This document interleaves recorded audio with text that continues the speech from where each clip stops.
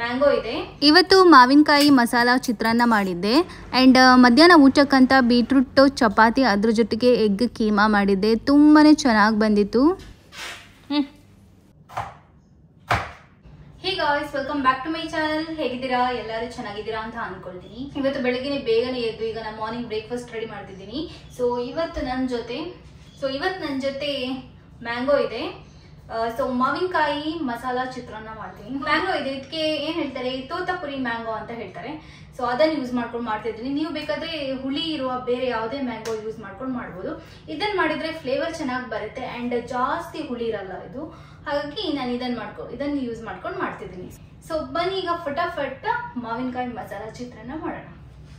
ಈ ಮಾವಿನಕಾಯಿ ಇದೆ ಅಲ್ಲ, ಹಣ್ಣಾಗಿರುವ ಮಾವಿನಕಾಯಿ ಅಲ್ಲ, ಕಾಯಿ ಮಾವಿನಕಾಯಿ ಎಷ್ಟು ಪರಿಮಳ ಬರ್ತಿದೆ ಅಂದರೆ ಓ ಗಾಡ್, ಹೇಳೋದೇ ಬೇಡ, ಅಷ್ಟು ಪರಿಮಳ ಇದೆ. ಇದರಲ್ಲಿ ಒಂದು ಫುಲ್ಲು ನಾನು ಮಾಡಲ್ಲ. ಫಸ್ಟು ಸಿಪ್ಪೆ ಎಲ್ಲ ತೆಗೆದುಕೊಳ್ತೀನಿ. ಇದ್ರದ್ದು ಅರ್ಧ ಸಾಕಾಗುತ್ತೆ ನಮಗೆ, ಯಾಕಂದರೆ ನಾನು ಸ್ವಲ್ಪ ಮಾಡೋದಲ್ವ, ಇಬ್ಬರೇ ಇರೋದ್ರಿಂದ. ನಿಮ್ಮ ಮನೇಲಿ ಜಾಸ್ತಿ ಜನ ಇದ್ದರೆ ಒಂದು ಫುಲ್ ಮಾವಿನಕಾಯಿಯನ್ನು ಗ್ರೇಟ್ ಮಾಡ್ಕೊಂಡು ಮಾಡಿ. ಈಗ ಇದರ ಸಿಪ್ಪೆಲ್ಲ ತೆಗೆದುಬಿಟ್ಟು ಈಗ ಇದನ್ನು ನಾನು ಗ್ರೇಟ್ ಮಾಡ್ಕೊಳ್ತೀನಿ. ಇದಕ್ಕೆ ಸ್ವಲ್ಪ ಉಪ್ಪು ಖಾರ ಎಲ್ಲ ಹಾಕಿ ಹಾಗೇನೆ ತಿನ್ನಲಿಕ್ಕೂ ಆಗುತ್ತೆ, ತುಂಬ ಟೇಸ್ಟಿ ಇರುತ್ತೆ, ಚೆನ್ನಾಗಾಗುತ್ತೆ. ಸೊ ಇಲ್ಲಿಗ ಗ್ರೇಟ್ ಮಾಡ್ಕೊಳ್ತಿದ್ದೀನಿ. ನೋಡಿ, ಇಷ್ಟು ಒಂದು ಕಪ್ಪಷ್ಟು ಸಿಕ್ತು ನನಗೆ. ಇಷ್ಟು ಸಾಕಾಗುತ್ತೆ ಮಾವಿನಕಾಯಿ ಚಿತ್ರಾನ್ನ ಮಾಡಲಿಕ್ಕೆ, ಸ್ವಲ್ಪ ಕ್ವಾಂಟಿಟಿಯಲ್ಲಿ. ಮಾವಿನಕಾಯಿ ಚಿತ್ರಾನ್ನ ಮಾಡಲಿಕ್ಕೆ ಇಲ್ಲಿ ಫಸ್ಟ್ ಕೆಲವು ಮಸಾಲೆಗಳನ್ನು ಡ್ರೈ ರೋಸ್ಟ್ ಮಾಡ್ಕೊಳ್ತೀನಿ. 1 ಟೇಬಲ್ ಸ್ಪೂನ್ ಕೊತ್ತಂಬರಿ, 1 ಟೇಬಲ್ ಸ್ಪೂನ್ ಸಾಸಿವೆ, ಒಂದು ಸ್ವಲ್ಪ ಜೀರಾ ಅಂದರೆ ಒಂದು ಅರ್ಧ ಟೇಬಲ್ ಸ್ಪೂನ್ ಜೀರಾ, ಆ್ಯಂಡ್ ಸ್ವಲ್ಪ ಮೆಂತ್ಯ. ಇದನ್ನು ಫಸ್ಟ್ ನಾನು ಸ್ವಲ್ಪ ರೋಸ್ಟ್ ಮಾಡ್ಕೊಳ್ತೀನಿ. ಅದಾದಮೇಲೆ ಇದಕ್ಕೆ ಒಂದು ಸ್ವಲ್ಪ ಶುಂಠಿ ಆ್ಯಂಡ್ 3 ಇಂದ 4 ಗ್ರೀನ್ ಚಿಲ್ಲೀಸನ್ನು ಹಾಕಿ ಚೆನ್ನಾಗಿ ಫ್ರೈ ಮಾಡ್ಕೊಳ್ತೀನಿ. ಇದನ್ನೀಗ ಮಿಕ್ಸಿಗೆ ಹಾಕಿ ಪೌಡರ್ ಮಾಡ್ಕೊಳ್ತೀನಿ. ಮಿಕ್ಸಿಗೆ ಇದನ್ನು ಹಾಕುವಾಗ ಇದ್ರ ಜೊತೆ ಒಂದು 2 ಸ್ಪೂನಷ್ಟು ತೆಂಗಿನಕಾಯಿ ಹಾಕ್ಕೊಳ್ತೀನಿ. ತೆಂಗಿನಕಾಯಿ ಮೇನ್ ಇಂಗ್ರೀಡಿಯೆಂಟ್ಸ್, ಇದರಿಂದಲೇ ರುಚಿ ಬರೋದು. ಇದಕ್ಕೆ ಬೇಕಾದರೆ ಸ್ವಲ್ಪ ನೀರು ಹಾಕಿ ಗ್ರೈಂಡ್ ಮಾಡ್ಕೊಳ್ಳಿ, ಅಂದರೆ ಜಾಸ್ತಿ ಸಣ್ಣದಾಗಿ ಗ್ರೈಂಡ್ ಮಾಡ್ಕೊಳ್ಳೋದಲ್ಲ. ನೋಡಿ ಈ ಥರ. ನೆಕ್ಸ್ಟ್ ಒಂದು ಪ್ಯಾನಲ್ಲಿ ಆಯಿಲ್ ಹಾಕ್ಕೊಳ್ತೀನಿ. ಆಯಿಲ್ ಬಿಸಿ ಆದಮೇಲೆ ಫಸ್ಟ್ ಡ್ರೈ ಫ್ರೂಟ್ಸನ್ನು ಫ್ರೈ ಮಾಡ್ಕೊಳ್ತೀನಿ. ಡ್ರೈ ಫ್ರೂಟ್ಸ್ ಅಂದರೆ ಒಂದು ಕಡಲೆ, ಆ್ಯಂಡ್ ಕಡಲೆ ಲೇಟ್ ಆಗುತ್ತೆ ಫ್ರೈ ಆಗಲಿಕ್ಕೆ, ಅದಕ್ಕೆ ಫಸ್ಟ್ಗೆ ಫ್ರೈ ಮಾಡ್ಕೊಳ್ತೀನಿ. ಆ್ಯಂಡ್ ಕ್ಯಾಶ್ಯೂ ಆದರೆ ಬೇಗನೆ ಫ್ರೈ ಆಗೋಗ್ಬಿಡತ್ತೆ.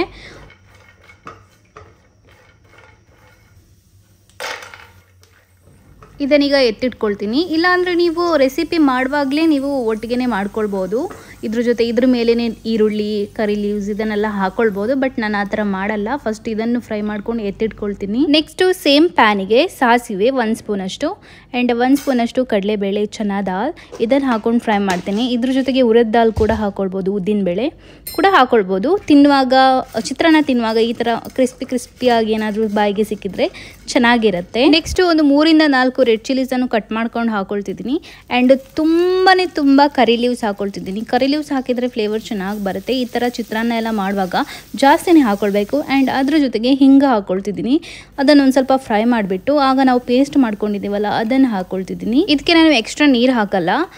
ಈ ಜಾರ್ಗೆ ಸ್ವಲ್ಪ ನೀರು ಹಾಕಿಬಿಟ್ಟು ಇದನ್ನು ಚೆನ್ನಾಗಿ ಫ್ರೈ ಮಾಡ್ತೀನಿ. ಇದು ಎಣ್ಣೆ ಬಿಡಬೇಕು, ಅಷ್ಟು ಚೆನ್ನಾಗಿ ಫ್ರೈ ಆಗಬೇಕೀಗ. ಲೋ ಫ್ಲೇಮಲ್ಲಿ ಇಟ್ಕೊಂಡು ಮಾಡ್ತೀನಿ.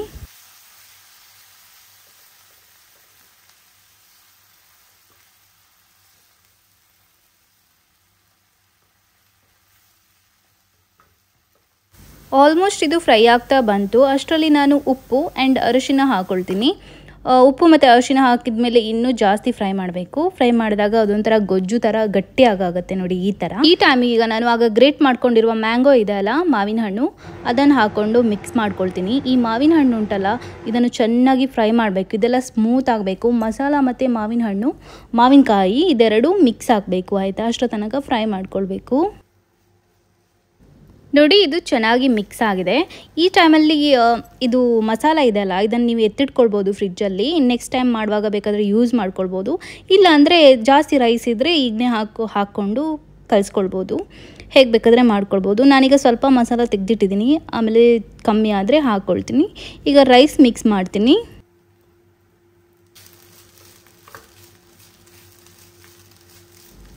ರೈಸ್ಗೆ ಮಸಾಲ ಎಲ್ಲ ಚೆನ್ನಾಗಿ ಮಿಕ್ಸ್ ಆಯಿತು. ಈಗ ನಾನು ಆಗ ಫ್ರೈ ಮಾಡ್ಕೊಂಡಿದ್ದೀನಿ ಅಲ್ವಾ ಡ್ರೈ ಫ್ರೂಟ್ಸ್, ಅದನ್ನು ಹಾಕ್ಕೊಳ್ತಿದ್ದೀನಿ. ಆ್ಯಂಡ್ ಲಾಸ್ಟಿಗೆ ಸ್ವಲ್ಪ ಕೊತ್ತಂಬರಿ ಸೊಪ್ಪು ಹಾಕಿ ಮಿಕ್ಸ್ ಮಾಡಿದರೆ ನಮ್ಮದು ಮಾವಿನಕಾಯಿಯ ಮಸಾಲ ಚಿತ್ರಾನ್ನ, ಇಲ್ಲಾಂದರೆ ಮಾವಿನಕಾಯಿ ಚಿತ್ರಾನ್ನ ಏನು ಬೇಕಾದರೆ ಹೇಳ್ಬೋದು, ಅದು ರೆಡಿ ಆಯಿತು.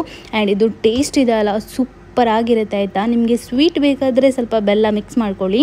ನಾವು ಬೆಲ್ಲಗಿಲ್ಲ ಏನು ಮಿಕ್ಸ್ ಮಾಡ್ಲಿಕ್ಕೆ ಹೋಗಲಿಲ್ಲ. ಹಾಗೆಯೇ ಸ್ವಲ್ಪ ಹುಳಿ ಹುಳಿಯಾಗಿ ಹುಳಿ ಖಾರ ಎರಡು ಮಿಕ್ಸ್ ಆಗಿ ಚೆನ್ನಾಗಾಗುತ್ತೆ ತಿನ್ನಲಿಕ್ಕೆ.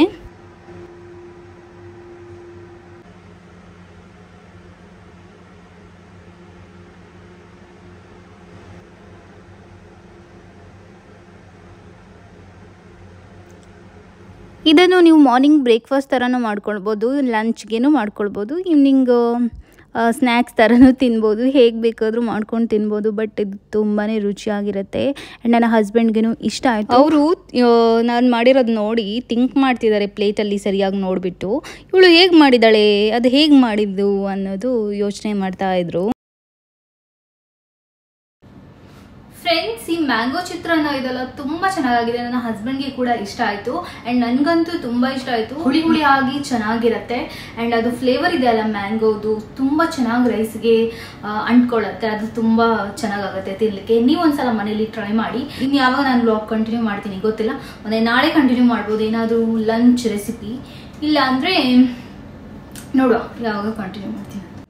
ಹೇ ಗಾಯ್ಸ್, ವೆಲ್ಕಮ್ ಬ್ಯಾಕ್. ಇವತ್ತು ನೆಕ್ಸ್ಟ್ ಡೇ ನಾನು ಬ್ಲಾಗ್ ಕಂಟಿನ್ಯೂ ಮಾಡ್ತಿದ್ದೀನಿ. ಇವತ್ತು ಸ್ಯಾಟರ್ಡೇ. ಇವತ್ತು ಮಧ್ಯಾಹ್ನ ಊಟಕ್ಕೆ ಬೀಟ್ರೂಟ್ ಚಪಾತಿ, ಅದ್ರ ಜೊತೆಗೆ ಎಗ್ ಕೀಮಾ ಮಾಡ್ತಿದ್ದೀನಿ. ಬೀಟ್ರೂಟ್ ಅಂದ್ರೆ ಕೆಲವರಿಗೆ ಇಷ್ಟ ಇರಲ್ಲ.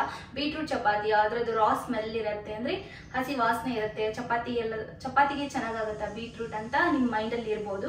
ಬಟ್ ನಾನ್ ಮಾಡೋ ರೀತಿ ನೀವು ಮಾಡಿದ್ರೆ ನಿಮ್ಗೆ ಬೀಟ್ರೂಟ್ ಚಪಾತಿಗೆ ಮಿಕ್ಸ್ ಆಗಿದೆ ಅಂತಲೇ ಗೊತ್ತಾಗಲ್ಲ, ಅಷ್ಟು ಚೆನ್ನಾಗಿರುತ್ತೆ ಅಂಡ್ ಹೆಲ್ದಿ ಕೂಡ. ಅದ್ರ ಜೊತೆಗೆ ಎಗ್ ಕೀಮಾ ಅಂತೂ ತುಂಬಾ ಒಂದು 5 ಮಿನಿಟ್ಸ್ ಅಲ್ಲಿ ಆಗೋಗ್ಬಿಡುತ್ತೆ, ಅಷ್ಟು ಈಸಿ ರೆಸಿಪಿ. ಸೊ ಬನ್ನಿ, ಈಗ ತಡ ಮಾಡೋದು ಬೇಡ. ಎಗ್ ಬಾಯ್ಲ್ ಮಾಡಿ ಇಟ್ಕೊಂಡಿದ್ದೀನಿ ಅಂಡ್ ಎಗ್ ಕೀಮಾಗೆ ಏನೆಲ್ಲ ತರಕಾರಿ ಬೇಕು ಎಲ್ಲ ರೆಡಿ ಮಾಡಿ ಇಟ್ಕೊಂಡಿದ್ದೀನಿ. ಈಗ ಅದನ್ನೆಲ್ಲ ಫಟಾಫಟ್ ಕಟ್ ಮಾಡಿ ಆಮೇಲೆ ನಿಮ್ಮ ಜೊತೆ ಆಮೇಲೆ ಸಿಗ್ತೀನಿ. ನಾನೊಂದು 5 ರಿಂದ 6 ಚಪಾತಿ ಮಾಡ್ತೀನಿ. ಅದಕ್ಕೋಸ್ಕರ ಒಂದು ದೊಡ್ಡ ಬೀಟ್ರೂಟ್ ತೊಗೊಂಡಿದ್ದೀನಿ. ಫಸ್ಟ್ ಇದನ್ನು ಪೀಲ್ ಮಾಡ್ಕೊಳ್ತೀನಿ, ಸಿಪ್ಪೆ ಎಲ್ಲ ತೆಗಿತೀನಿ. ನೆಕ್ಸ್ಟ್ ಇದನ್ನು ಸ್ವಲ್ಪ ಕಟ್ ಮಾಡಿಕೊಂಡು ಬೇಯಲಿಕ್ಕೆ ಇಟ್ಬಿಡ್ತೀನಿ ಆಯಿತಾ. ಇದು ಚೆನ್ನಾಗಿ ಬೆಂದ ಮೇಲೆ ಮಿಕ್ಸಿಗೆ ಹಾಕ್ಕೊಂಡು ಪೇಸ್ಟ್ ಮಾಡಬೇಕು. ಹಾಗೆಯೇ ನಾವು ಕಟ್ ಮಾಡಿಕೊಂಡು ಪೇಸ್ಟ್ ಮಾಡಿದರೆ, ಬೇಯಿಸದೆ ಪೇಸ್ಟ್ ಮಾಡಿದರೆ ಏನಾಗುತ್ತೆ, ಅದು ಹಸಿ ವಾಸನೆ ಆ ಥರನೇ ಇರುತ್ತೆ, ಅದು ಹೋಗಲ್ಲ. ಹಾಗಾಗಿ ಬೇಯಿಸ್ಕೊಂಡು ಪೇಸ್ಟ್ ಮಾಡಿದರೆ ಚಪಾತಿಗೆ ಬೀಟ್ರೂಟ್ ಹಾಕಿದ್ದೀವಿ ಅಂತಲೇ ಗೊತ್ತಾಗಲ್ಲ, ಅಷ್ಟು ಚೆನ್ನಾಗಿರುತ್ತೆ. ಆ್ಯಂಡ್ ಇದು ತುಂಬಾ ಹೆಲ್ದಿ.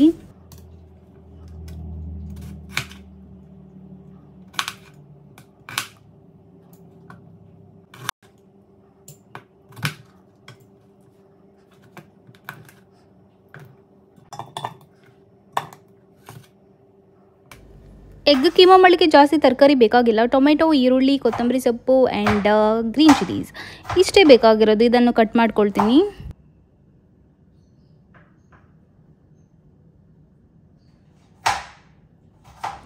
ನೋಡಿ, ಒಂದು 5 ಎಗ್ಸ್ ತಗೊಂಡಿದ್ದೀನಿ. ಇದನ್ನೀಗ ಗ್ರೇಟ್ ಮಾಡಬೇಕು. ಮೇಯ್ನಾಗಿ ಇದನ್ನು ಚೆನ್ನಾಗಿ ಗ್ರೇಟ್ ಮಾಡಬೇಕು ಈ ಥರ.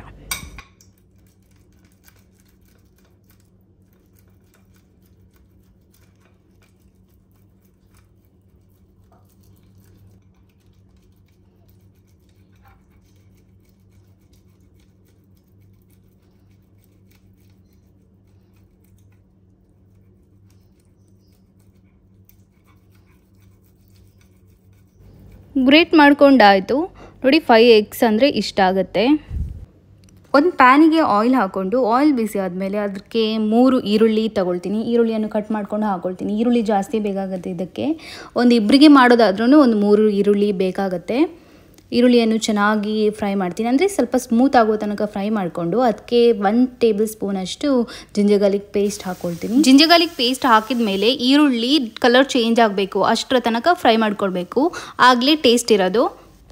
ನೋಡಿ, ಕಲರ್ ಚೇಂಜ್ ಆಯಿತು. ಈಗ 3 ರಿಂದ 4 ಗ್ರೀನ್ ಚಿಲ್ಲೀಸ್ ಆ್ಯಂಡ್ 2 ಟೊಮೆಟೊ ಹಾಕ್ಕೊಂಡು ಟೊಮೆಟೊ ಸ್ಮೂತ್ ಆಗುವ ತನಕ ಫ್ರೈ ಮಾಡ್ಕೊಳ್ತೀನಿ. ಟೊಮೆಟೊ ಎಲ್ಲ ಚೆನ್ನಾಗಿ ಕುಕ್ ಆದಮೇಲೆ ಈಗ ಮಸಾಲಾಸ್ ಎಲ್ಲ ಹಾಕ್ಕೊಳ್ತೀನಿ. ಉಪ್ಪು, ಅರಿಶಿನ, 1 ಟೇಬಲ್ ಸ್ಪೂನು ಕೊತ್ತಂಬರಿ ಪೌಡರ್, ಒಂದು 1/2 ಟೇಬಲ್ ಸ್ಪೂನು ಜೀರಾ ಪೌಡರ್ ಹಾಕ್ಕೊಳ್ತಿದ್ದೀನಿ and 1 table spoon red chilli powder, ಒಂದು ಸ್ವಲ್ಪ ಗರಂ ಮಸಾಲ ಹಾಕ್ಕೊಳ್ತಿದ್ದೀನಿ ಆ್ಯಂಡ್ ಲಾಸ್ಟಿಗೆ ಪೆಪ್ಪರ್ ಪೌಡರ್ ಹಾಕ್ಕೊಳ್ತಿದ್ದೀನಿ. ಇಷ್ಟು ಮಸಾಲಾಸ್ ಹಾಕಿ ಚೆನ್ನಾಗಿ ಮಿಕ್ಸ್ ಮಾಡ್ತೀನಿ, ಒಂದು ಸ್ವಲ್ಪ ಫ್ರೈ ಮಾಡ್ತೀನಿ. ಅದಾದಮೇಲೆ 1 ಗ್ಲಾಸಷ್ಟು ನೀರು ಹಾಕ್ತೀನಿ. ನಿಮಗೆ ತುಂಬ ಗ್ರೇವಿ ನೀರಾಗಿ ಬೇಕಿದ್ದರೆ ಜಾಸ್ತಿ ನೀರು ಹಾಕ್ಕೊಳ್ಳಿ. ನನಗೆ ಜಾಸ್ತಿ ಬೇಡ, ಚಪಾತಿಗೆ ತಿನ್ನಲಿಕ್ಕಿರೋದ್ರಿಂದ ನಾನು ಸ್ವಲ್ಪ ಗಟ್ಟಿಯಾಗಿ ಮಾಡ್ಕೊಳ್ತೀನಿ.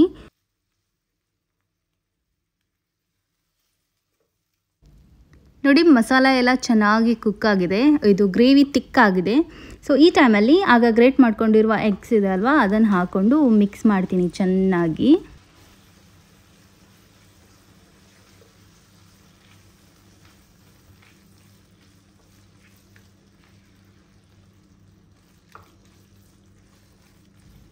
ಲಾಸ್ಟಿಗೆ ಸ್ವಲ್ಪ ಕೊತ್ತಂಬರಿ ಸೊಪ್ಪು ಹಾಕಿದರೆ ನಮ್ಮದು ಬೆಸ್ಟ್ ಎಗ್ ಕೀಮಾ ರೆಡಿ ಆಗುತ್ತೆ. ಇದು ಎಷ್ಟು ಚೆನ್ನಾಗಿರುತ್ತೆ ಅಂದರೆ ಹೇಳೋದೇ ಬೇಡ, ಅಷ್ಟು ಟೇಸ್ಟಿ ಆಗಿರುತ್ತೆ.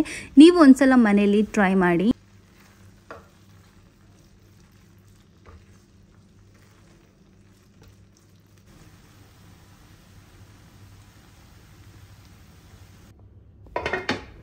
ಈಗ ಬೀಟ್ರೂಟ್ ಚಪಾತಿ ಮಾಡ್ತೀನಿ. ಈಗ ಮಿಕ್ಸಿಗೆ ಹಾಕ್ಕೊಳ್ತಿದ್ದೀನಿ, ಒಂದು ಸ್ವಲ್ಪ ನೀರು ಹಾಕ್ಕೊಳ್ತಿದ್ದೀನಿ.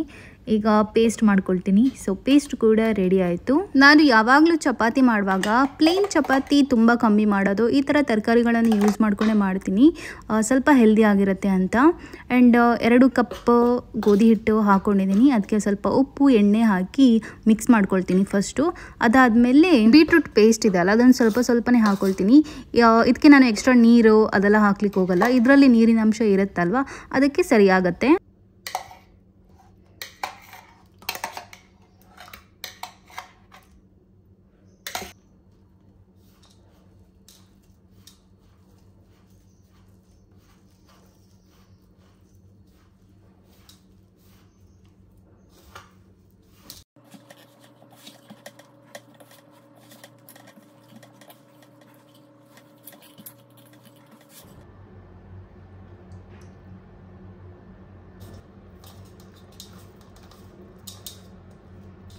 ಇದನ್ನೊಂದು 15 ಮಿನಿಟ್ಸ್ ಇಡ್ತೀನಿ, ಆಮೇಲೆ ಚಪಾತಿ ಮಾಡ್ತೀನಿ.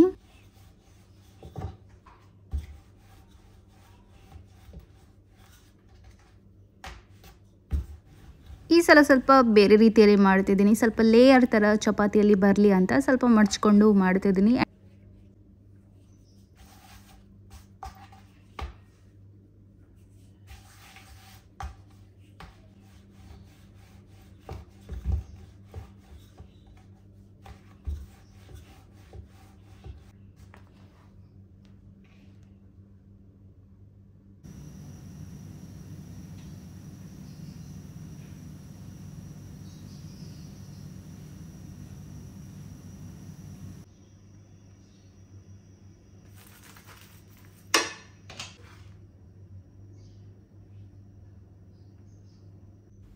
ಫೈನಲ್ ಆಗಿ ಬೀಟ್ರೂಟ್ ಚಪಾತಿ ಅದ್ರ ಜೊತೆಗೆ ಎಗ್ ಕೀಮಾ ರೆಡಿ ಆಯಿತು.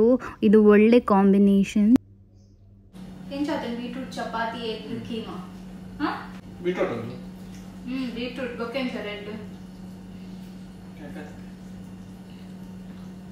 ಫ್ರೆಂಡ್ಸ್, ಊಟ ಎಲ್ಲ ಆಗಿ ಈಗ ನಾವು ಕುತ್ಕೊಂಡಿದ್ದೀವಿ, ಟಿವಿ ನೋಡ್ತಾ ಇದ್ದೀವಿ. ನನ್ನ ಹಸ್ಬೆಂಡ್ ಕೂಡ ಟಿವಿ ನೋಡ್ತಿದ್ದಾರೆ. ಐಸ್ ಕ್ರೀಮ್ ತಿಂಕನ ಐಸ್ ಕ್ರೀಮ್ ತಿನ್ನೋಣ ಅಂತ ನಾನು ಪ್ಲ್ಯಾನ್ ಮಾಡ್ತಿದ್ದೀನಿ. 1-2 ಐಸ್ ಕ್ರೀಮ್ ತಂದಿಟ್ಟಿದ್ದಾರೆ ಫ್ರಿಜ್ಜಲ್ಲಿ.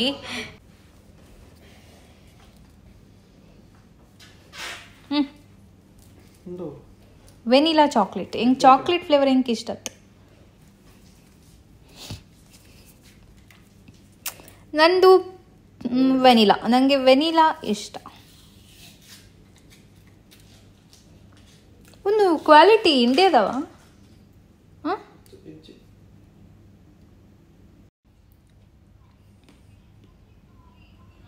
ಓಕೆ ಫ್ರೆಂಡ್ಸ್, ಇದೊಂದು ಚಿಕ್ಕ ವಿಡಿಯೋ. ಈ ವಿಡಿಯೋ ಇಲ್ಲಿಗೆ ಎಂಡ್ ಮಾಡ್ತೀನಿ. ಇನ್ನು ನೆಕ್ಸ್ಟ್ ಇಂಟ್ರೆಸ್ಟಿಂಗ್ ವಿಡಿಯೋದಲ್ಲಿ ಸಿಗ್ತೀನಿ. ಅಲ್ಲಿ ತನಕ ಬಾಯ್.